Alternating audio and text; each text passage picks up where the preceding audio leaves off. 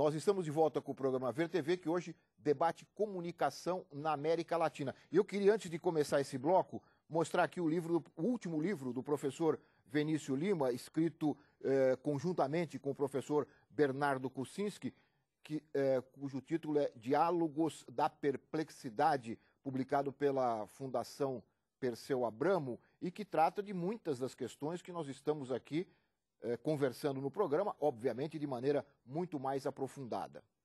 Mas eu queria ouvi-lo, João, porque nós ainda não falamos aqui do Uruguai. Parece que a América Latina se move com Venezuela, Bolívia, Equador, Argentina, mas pouco se fala do Uruguai, que também modifica a sua lei de comunicação. Pois é, na verdade, no Uruguai esse processo já tem 2 anos, mais de 2 anos, mas diferentemente da Argentina, em que se aprovou uma lei que trata de todos os temas, eles foram aprovando leis segmentadas. Então já há, por exemplo, reserva de espectro para meios comunitários em todas as plataformas, TV digital, rádio digital, TV analógica, rádio analógica, no que quer que seja, de 30% também. Há novos critérios para a distribuição de concessões, garantindo o debate público sobre essas concessões. E se você olhar ali, o principal critério qual que é? É que o conjunto, se aquela concessão contribui para a diversidade do conjunto do sistema de comunicação. Então, a pergunta deles-chave é o seguinte: essa nova concessão, em relação às outras, ela aumenta a pluralidade e a diversidade do sistema ou não? Há outros, são 5 critérios, mas me parece que esse é bastante interessante, porque eles, diferentemente do Brasil, que optou por licitação econômica, que na verdade o fator financeiro define 93% dos casos de novas concessões, lá eles falaram, não, a chave não é quem tem mais dinheiro tem direito à liberdade de expressão. Nosso interesse é garantir a diversidade de discursos e de pontos de vista na esfera pública.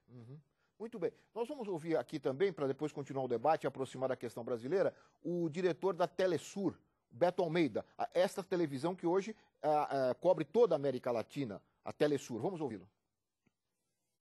É evidente que os monopólios privados de comunicação apresentam essas mudanças benéficas que estão acontecendo na América Latina, na área da comunicação, como se fosse aumento da censura, controle totalitário, porque para os grupos privados, se não houver o controle total deles, é censura, quando eles também praticam formas empresariais de censura. O que está acontecendo é uma recuperação dos espaços públicos midiáticos que estavam sonegados ou sequestrados por alguns grupos privados.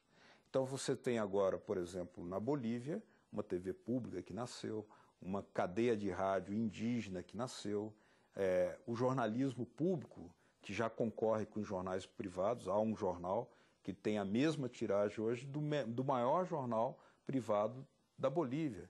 Nasceu uma TV pública na Venezuela, nasceu uma TV pública na Nicarágua, no Equador está se discutindo também uma nova lei que significa que a presença da comunicação pública, estatal, comunitária, universitária, vai ser muito mais qualificada, muito mais real do que hoje é naqueles países onde o controle está totalmente, de fato, nas mãos dos grupos privados de comunicação. Isso precisa mudar.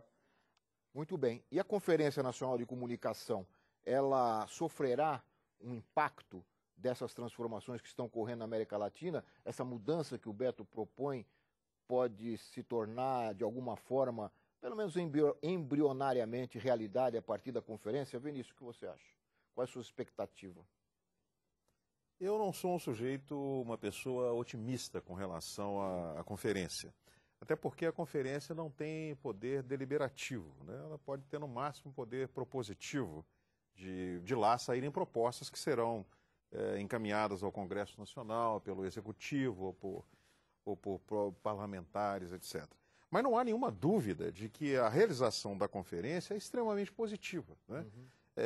Inclusive, talvez principalmente, porque a convocação da conferência provocou a realização de debates sobre a mídia no Brasil inteiro, como esse que nós estamos fazendo aqui e como está acontecendo no país inteiro. São conferências municipais, né? Independente das conferências, dentro do processo formal de realização da Conferência Nacional, estão acontecendo conferências livres, promovidas por sindicatos, por universidades. Aqui em Brasília já aconteceram umas 3. Aí, sábado que vem Dia 17 vai acontecer mais uma, promovida por 7 sindicatos.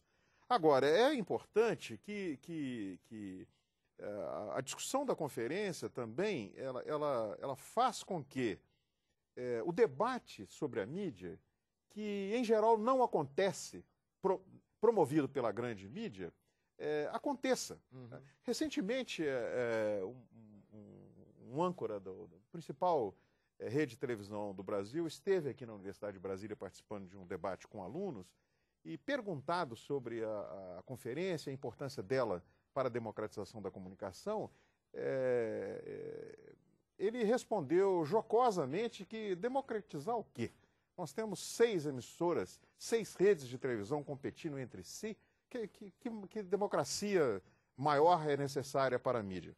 Isso mostra, né, qual é a ideia predominante nesses setores tradicionais de mídia do que seja a democracia na mídia. Uhum. Seria a democracia da mídia entendida como uma possibilidade de voz dos grupos empresariais de mídia. Uhum. Ora, isso já inclusive foi dito aqui, a liberdade de expressão é uma garantia da cidadania, é um direito do cidadão. Os grupos de mídia, eles têm liberdade de expressão na medida que eles sejam instrumentos da liberdade de expressão coletiva, da diversidade e da pluralidade social, e não do que eles decidem que é a pluralidade, né? A rigor, no caso brasileiro, nós todos sabemos, isso é discutido com frequência, inclusive aqui no VRTV, não se cumpre nem as normas constitucionais do capítulo 5 sobre comunicação social, que determinam a regionalização da produção, a preferência para conteúdo educativo, a produção independente, etc, etc, etc. Então, é extremamente positivo que se realize a conferência e, sem dúvida, ela acontecer no momento em que na América Latina ocorrem esses processos que nós estamos discutindo aqui, mesmo que a grande mídia, que vai ter um papel fundamental, os grupos de grande mídia, na conferência, porque no processo de sua realização e o poder que eles têm, fez com que a própria conferência esteja sendo organizada com uma presença muito grande deles e com um poder muito grande deles, desses grupos, de determinarem não só o que vai ser discutido, mas como, inclusive, as propostas que poderão ou não ser Os critérios de os votação. critérios de votação, as propostas que poderão sair da conferência. Apesar de tudo isso, esse universo latino-americano, neste momento, com toda certeza, vai refletir nas discussões. E isso é muito importante. Creomar, a América Latina, ela pode influenciar, esses processos latino-americanos podem influenciar. Como você vê essa relação, não diretamente da comunicação, que não é diretamente a sua área, mas a América Latina já está servindo de alguma forma de parâmetro, de referência para os movimentos sociais no Brasil? Eu acredito que sim, porque à medida que esses grupos de origem popular entenderam que eles também podiam cada vez mais trocar experiências, trocar pontos de vistas, mecanismos de transformação dessa democracia que era marcada pela supremacia do poder econômico sobre a vontade das pessoas, isso foi crescendo, né? E hoje você tem esse processo claro, o que a mídia costuma chamar de bolivarianismo. E, de outro lado, no Brasil, as pessoas estão vendo isso, né? E por mais que muitas vezes essas visões cheguem de maneira deturpada, momentos como esse, de um debate profundo, de ideias, levam a reflexões que vão além do que a mídia está te vendendo como esse espelho. E eu acredito que esse momento da discussão acerca da comunicação em si, nessa Conferência Nacional de Comunicação, vai permitir, antes de mais nada, que alguns milindres sejam quebrados.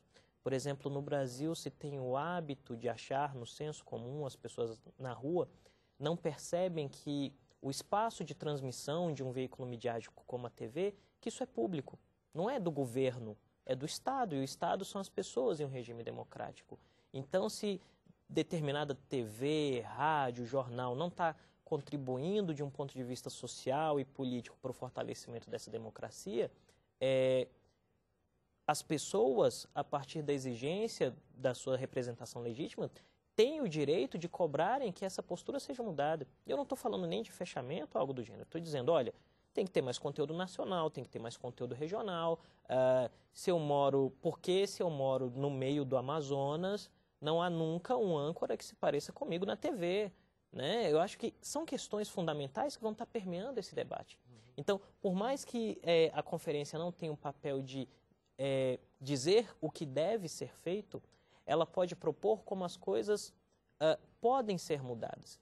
E só esse debate é muito importante, porque no Brasil, eu não sei, a mídia construiu essa ideia de que nós estamos em um patamar diferente de democracia, né? Que não é o mesmo dessa atribulação que o restante da América Latina passa. Em algum momento disse até mesmo que nós nem somos América Latina. E, de outro lado, diz, não, há uma normalidade democrática, só que é uma normalidade democrática vendida como omissão. É uma normalidade democrática vendida como se estivéssemos todos em um campo de êxtase. Ah, é a democracia, estamos todos anestesiados e a democracia vai por si. E não, muito ao contrário. A democracia, independentemente do seu campo de militância política, exige participação. E isso é importante. Eu queria ouvir o João, porque o João é coordenador do Intervozes, e o Intervozes tem uma participação ativa, está tendo uma participação ativa na conferência, na organização da conferência, estão elaborando propostas, etc. Eu gostaria que você falasse um pouquinho da sua expectativa em relação à conferência, mas também dessa possível relação que as ideias transformadoras da América Latina possam influenciar nas decisões da conferência. Bom, Laura, eu sou um dos membros da coordenação do Intervozes, tem outros, inclusive tem um deles que está na comissão organizadora nacional da conferência. A gente tem, de fato, participado disso já faz 2 anos que a gente está nessa pressão, junto com outros movimentos sociais, outras organizações, para a realização da conferência. Então, por um lado, há uma expectativa muito grande sobre esse processo. Mas nós temos, claro, também determinados limites que estão colocados e nós vamos trabalhar para que o debate seja feito, seja ampliado, e para que a gente possa caminhar no sentido dessa transformação. E aí eu quero destacar 2 pontos. Primeiro, a ausência de debates públicos, isso já foi falado aqui também, mas assim, a mídia não discute a própria mídia, com raras exceções, este programa está entre elas. Talvez entre 2 ou 3 exceções no máximo, espaços muito restritos. Aliás, a mídia não discute nada, não tem debate público nos meios de comunicação, você não ouve as pessoas dizendo diretamente, é sempre um tratamento editorializado das diferentes falas do conjunto dos cidadãos. Mas comunicação especialmente não se discute, quando se discute é com interesses muito claros colocados nessa história. Então só o fato desse debate público aflorar, claro que já é um avanço, mas nós precisamos avançar mais, nós precisamos fazer com que o Brasil saia desse sistema em que concessões se transformam em capitanias hereditárias, em que as renovações na prática são automáticas, em que você não tem pouquíssimos limites à concentração de propriedade, em que nem a Constituição é regulamentada nos seus aspectos fundamentais.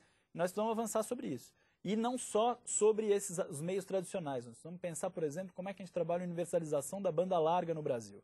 Né? O Brasil tem um regime de regulação sobre telecomunicações já mais moderno do que sobre rádio e televisão, mas o único serviço que é tratado como regime público no Brasil é a telefonia fixa, que já está em desuso, em declínio, inclusive, segundo os últimos dados do IBGE. Então, nós precisamos trabalhar para que banda larga seja tratado como um serviço em regime público. Né? Então, estou falando de algumas questões, mas nós não podemos nos satisfazer só com a ideia de que o debate está sendo feito. Eu concordo perfeitamente que isso é um belo avanço, mas precisamos aproveitar que há condições e que o debate evidencia o atraso do Brasil nessas questões e fazer com que a gente possa chegar ao século XXI dando conta dessa regulação. O Brasil não deu conta nem da regulação do século XIX, mas precisa já olhar em conjunto essas questões século XIX, século XX, século XXI.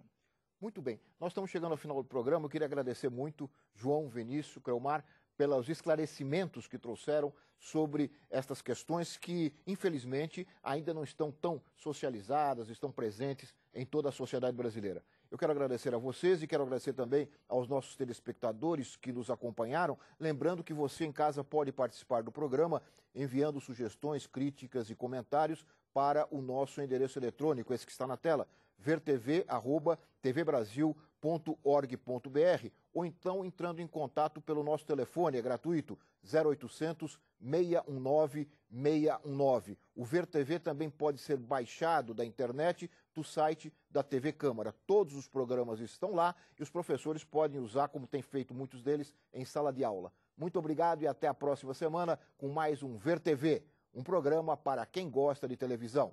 Até lá!